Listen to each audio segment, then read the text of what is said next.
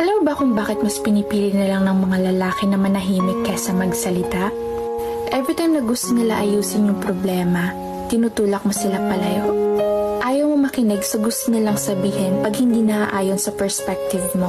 Sinusubukan nila yung best nila makipag-communicate, kaso ang nagiging dating sa'yo, nagiging toxic sila, nagiging manipulative sila, ginagaslight ka nila, kahit ang gusto lang naman nila is maintindihan mo yung bagay na pinapaliwanag nila.